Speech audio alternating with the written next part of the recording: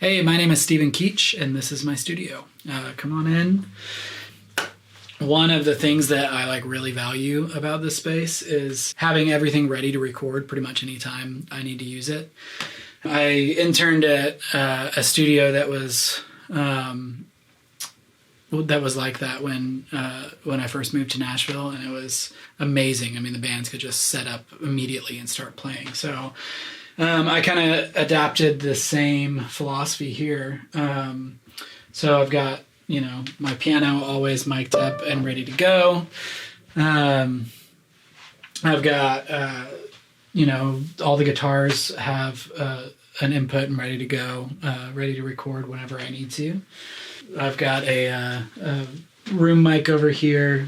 Whenever I need to record anything in the room, I can do that, and a vocal mic ready to go as well. But yeah, I'll tell you a little bit about this piano. This is my favorite instrument in this room. It's old and quirky and weird. Bought it from Nashville Piano Rescue probably maybe 8 years ago.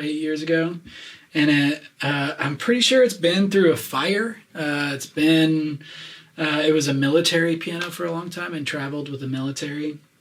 And then it eventually ended up in Metro Public Schools. There are curse words written in the side of it with probably a pen or some kind of thing that they carved into it. I was looking under here. This is kind of gross, but I was looking underneath the piano the other day and found a piece of gum that I don't know how long that's been there, because I don't put gum underneath my piano. So that's kind of gross, but it's just interesting. It's an old, quirky piano. I created this. I love the practice pianos that have felt. You can set the felt up or down. This is not one of those, so I made this little bar, and I can pick between felt and cotton. It's very DIY, but it works pretty well. I mean, before it's on there, it sounds like this, which is, bright and lots of character. And then when you put the felt in front of the strings, it gives it a lot more of a cinematic, kind of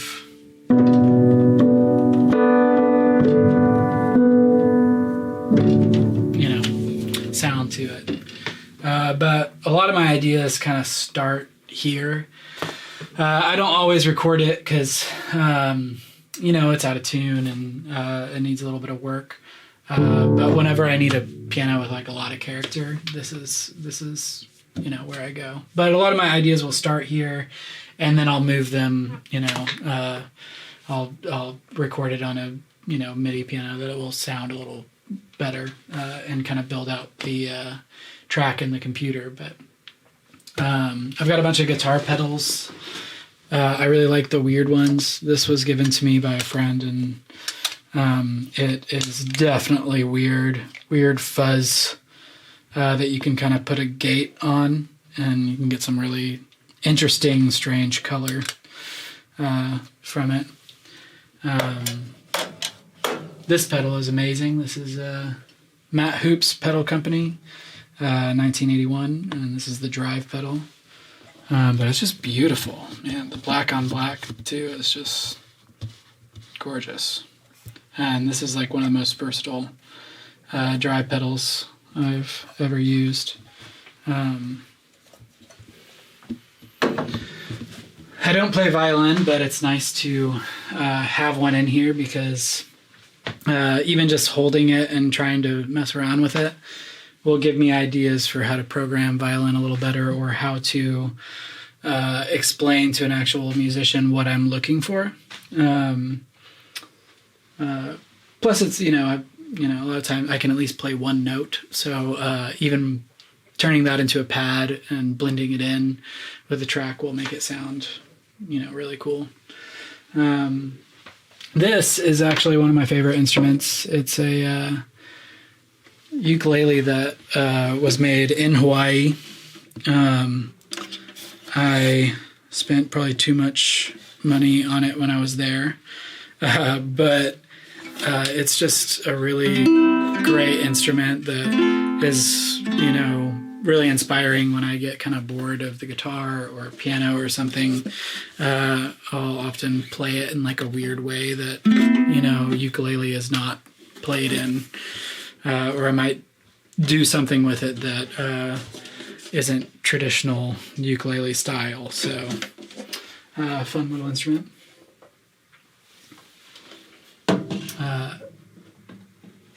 I'm a bass player as well, so love this rad Mustang bass reissue.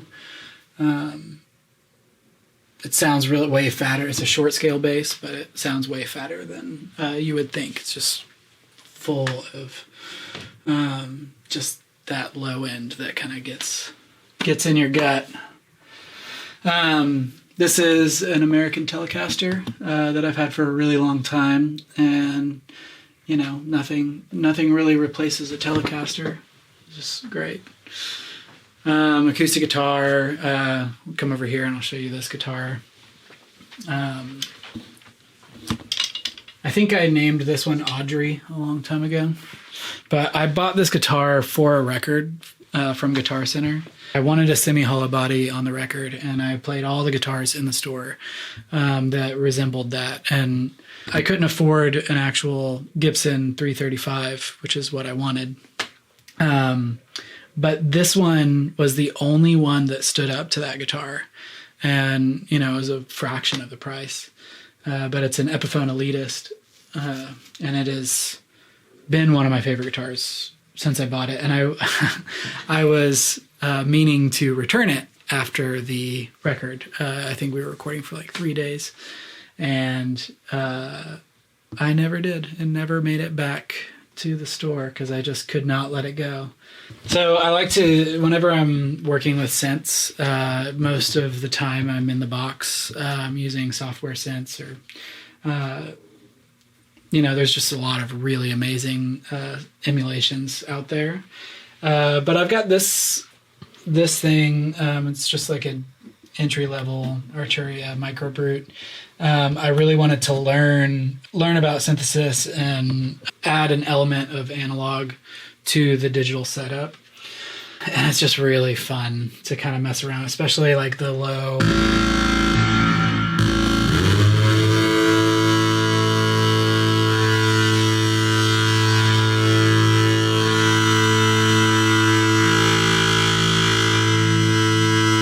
You can just get a lot of really cool, weird sounds, and it's got this sequence.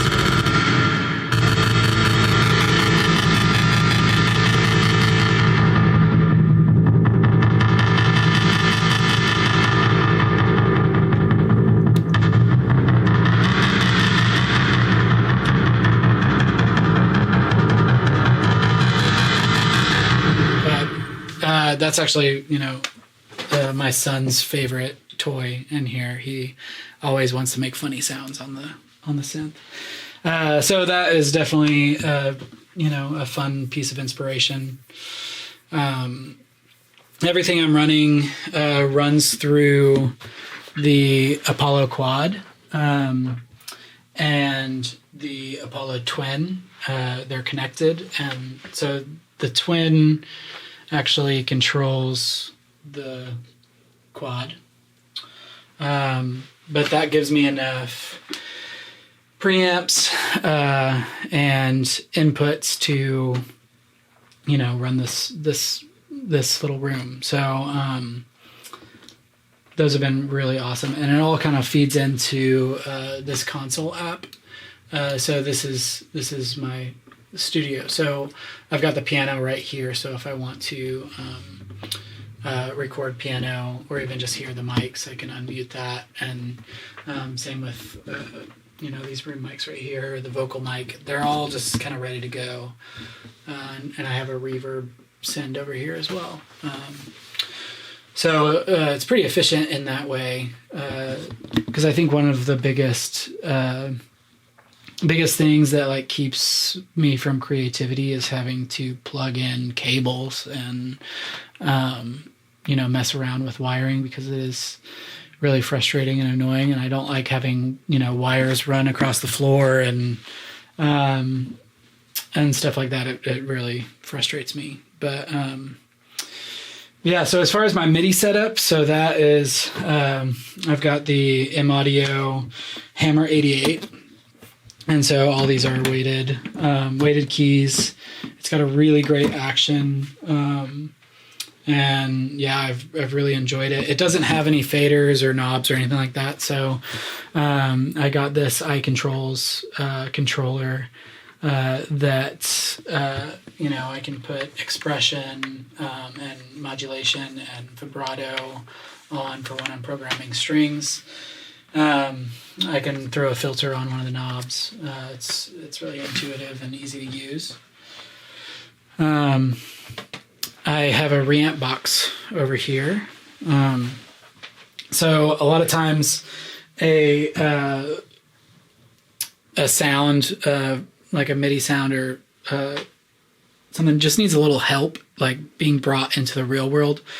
So what this does is basically it allows me to plug it into guitar pedals and a guitar amp, and I can throw the signal out there and mess it up as I see fit. Which I've got an amp over there in that corner that's just kind of always plugged in and ready to go. Although one of the mics is unplugged right now, but so whenever I need to do that, it's really easy to do. So that's just like a really good way to just make your stuff sound a little bit more real, a little less, looped or computerized. Let's see. I think that's pretty much everything. I mean, it's a pretty simple setup. This is really cool. This is a Tapco mixer from the 70s. I bought it on Craigslist for $50. And it is surprisingly great sounding. It's got an EQ with like a low shelf and a high shelf. And then they were doing this thing that I read it in the manual, but I started noticing that when I'd crank it, it would never go overboard. It would get really distorted and start to get really compressed, but it would never blow out my inputs. And there's a thing in there called auto gain control, which is basically just a limiter in every channel. And so you can really get it sounding like dirty and crazy sounding, and it's still usable. So the way I have it set up right now is I've actually got guitar going into these two channels.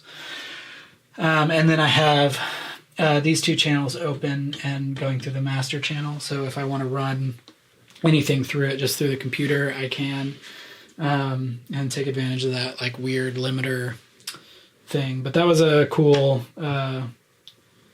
piece of gear that I just bought to have something fun around, and it ended up staying. I sold almost everything else and ended up keeping this thing because it's just a fun piece of gear.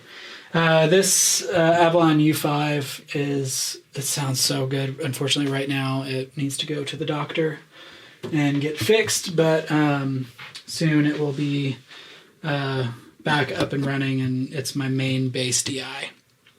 So that's pretty much it. That's my studio. This is where I make music all day, and I really love it. Thanks for watching.